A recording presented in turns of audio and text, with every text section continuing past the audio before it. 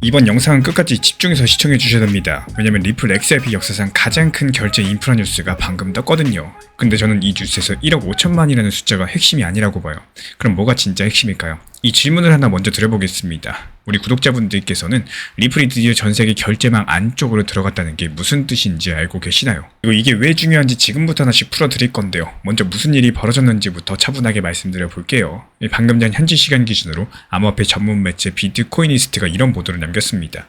마스터카드가 리플이 만든 스테이블코인 RLUSD로 이걸 가지고 카드 결제 정산을 처리하는 방안에 대해서 검토하고 있다. 그리고 상반기 안에 실제로 적용하는 걸 목표로 하고 있다고 합니다. 이 프로젝트가 미국 암호화폐 거래소 제미니하고 같이 진행된다고 하는데요. 여기서 스테이블 코인 같은 경우는 가격이 흔들리지 않는 코인이죠. 보통 1달러의 가치가 고정이 되어 있습니다. 그리고 RLUSD는 리플이 만든 디지털 달러 스테이블 코인이다. 이렇게 생각해 주시면 되겠고, 진짜 1달러랑 거의 똑같이 움직이는 코인입니다. 그러면 여기서 궁금한 게 하나 생기실 겁니다. 왜 하필 마스터카드가, 왜 하필 지금 이 시점에서, 그리고 왜 하필 리플의 스테이블 코인을 사용하려고 하는 걸까요? 마스터카드가 가진 숫자를 한번 같이 보시면은 가맹점이 전 세계에 약 1억 5천만 개예요. 그리고 발급된 카드는 38억 장이 넘어갑니다. 이 규모가 한꺼번에 RLUSD로 연결된다라는 거고요. 이번 뉴스 하나로 인해 가지고 잠재적인 사용처, 즉 수요가 이론상으로 1억 5천만 개가 늘어난 셈이 되는 겁니다. 이게 왜 대단한 숫자인지는 다들 감이 오실 거예요. 근데 진짜 중요한 건 이 숫자가 아닙니다. 지금부터가 이번 영상의 핵심인데, 많은 분들께서 오늘 뉴스 보시고 이런 생각하셨을 겁니다. 드디어 리플 터지는구나. 가맹점 1억 5천만 개 쫙 깔리는구나. 근데 저는 이걸 조금 다른 각도로 봤습니다. 이 뉴스의 진짜 무서운 지점은 리플이 결제망 안쪽으로 들어갔다. 이런 사실 그 자체예요. 숫자가 아니라 위치가 바뀐 건데, 이게 무슨 말이냐. 지금까지 암호화폐는 결제망 바깥에 있었죠. 거래소에서 사고 팔고 송금하는 용도였습니다. 그래서 카드사 입장에서 보면은 우리랑 상관없는 세계였던 겁니다. 근데 이번에 마스터카드는 자기네 카드 네트워크 안에서 RLUSD를 추가 결제통으로 집어넣겠다고 한 겁니다. 바깥에서 안으로 들어왔다라는 거고, 이 위치 변화가 왜 무섭냐? 한 번 들어가면 되돌리기가 굉장히 어렵기 때문이겠습니다. 그럼 이제부터 우리 홀더분들께서 놓치고 있는 지점을 말씀드려 볼게요. 마스터카드가 움직였다는 건 뭘까요? 비자가 가만히 있을 수 없다는 뜻입니다. 전세계 카드 시장은 지금 비자가 1등, 마스터카드가 2등인데요. 2등이 먼저 스테이블코인 결제 레이스의 출발선을 끊었다. 그럼 1등이 과연 가만히 있을까요? 우리 구독자분들이 카드사 사장이라면은 과연 가만히 있을 수 있을까요? 이 지금까지 공개된 자료만 보면은 비자 같은 경우는 USDC, 이 서클이랑 이미 일부 실험을 해왔습니다. 근데 마스터카드가 리플의 스테이블코인 RLUSD로 진짜 상용화 단계를 밟기 시작을 한다. 비자 측에서 속도를 더 높일 수밖에 없겠죠. 즉 오늘 뉴스는 리플 하나만의 호재가 아니라 스테이블코인 전체 시장, 이 결제 경쟁 자체의 기본적인 출발 총성이다. 이렇게 볼 수가 있겠습니다. 이게 리플한테 왜 유리할까요? 이 경쟁 구도가 만들어지는 순간 이미 카드사 라인에 꽂힌 RLUSD는 선점 타이틀을 얻게 됩니다. 그리고 RLUSD는 어디서 굴러가느냐? 바로 리플 냈죠. 그러니까 XRP가 움직이는 바로 그 네트워크 위에서 돌아가게 됩니다. RLUSD 결제량이 늘어날수록 리플 레저의 활동량이 늘어나고 그 네트워크에서 여러 가지 통화를 이어주는 다리 역할을 하는 게 바로 XRP인데요. 그리고 지금 타이밍 얘기를 안 드릴 수가 없겠습니다. 지금 제미니 측에서 미국 증시 상장을 추진하고 있는 회사인데요. 상장을 앞두고 있는 회사가 마스터카드랑 같이 RLUSD 결제 프로젝트를 공개한다라는 거는 이 프로젝트가 단순히 실험 정도가 아니라 회사의 성장 스토리로 쓰일 만큼 진지하다는 얘기입니다. 확정은 아니겠지만 이 상반기 적용 목표라는 시간표가 왜 나왔는지도 이런 맥락에서 더 설명이 되죠. 이쯤 되면 한 가지 소름 끼치는 지점이 보이실 겁니다. 지난 4년 동안 리플 홀더들 미국 SEC 소송 때문에 조롱도 많이 받았었고 가격도 많이 억눌려 있었습니다. 그 시간에 버틴 사람들한테 오늘 뉴스는 단순 호재 하나가 아니라요. 리플이 드디어 투기 자산에서 결제 인프라 자산으로 분류가 바뀌기 시작하는 신호일 수 있겠고, 이 분류 전환이 한번 일어나준다. 그럼 시장이 리플을 보는 눈 자체가 달라지겠죠.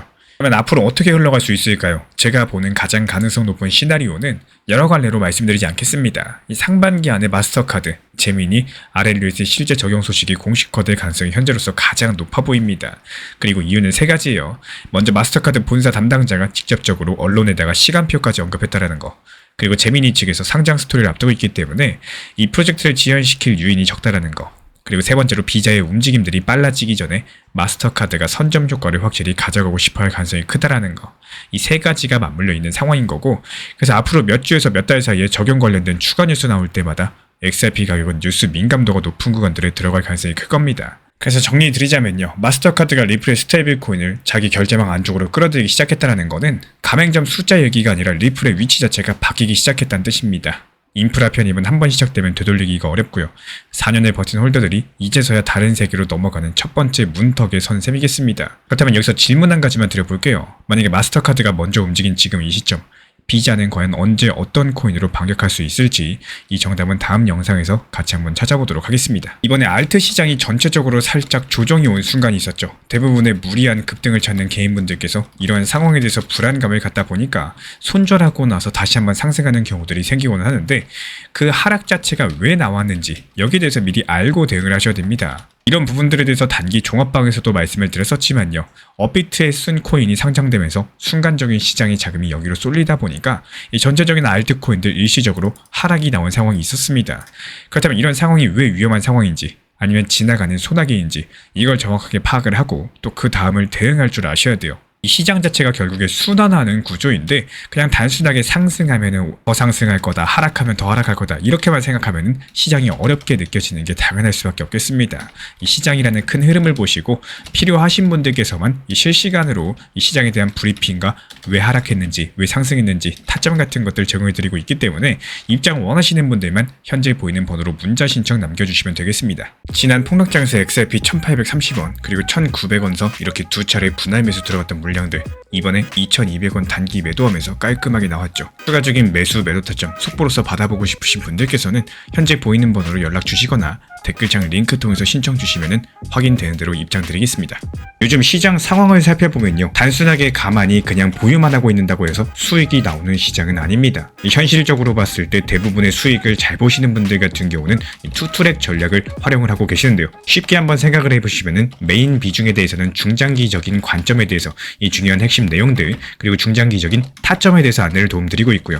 또 일부 비중에 대해서는 내 매수 단가에 발목을 잡히는 게 아니라 적당한 단기 고점과 단기 저점을 활용해가지고 사고 팔고를 활용을 하는 겁니다. 이전에 리플 시장이 좋을 때 4,850원이라는 단기 고점에서 분할적인 익절이 가능했던 이유도요. 정보방에서 심리적인 고점이었던 상황들, 즉 모든 차트 패턴들이 맞아 떨어졌기 때문에 지금은 단기 고점이다라는 판단하에서 매도 타점을 말씀을 드렸었습니다. 그리고 최근에 리플이 오히려 폭락을 했었죠. 이렇다고 해가지고 가만히 손 놓고 그냥 지켜만 보고 있는 게 아니라요. 오히려 최근에 1830원까지 하락했을 때 리플 단기 저점에서 여기서는 추가적으로 하락이 힘들다. 그래서 여기는 매수 타점이 될 것이다. 이 추가 매수를 통해서 단기적인 수익을 보는 게 정말로 중요합니다. 이 기회라는 게 한두 번 오는 게 아니기 때문에 있을 때 잡아야지 그게 기회가 되는 거고 못 잡으면은 기회가 되지 않겠죠. 그리고 나서 어땠습니까? 또 귀신같이 반등을 줬었죠. 이 저점 찍고 반등할 때 또 지켜만 보시는 게 아니라 여기서 또 대응이라는 것들을 해주셔야 됩니다. 단기 고점권 2250원 정도가 될 것이다.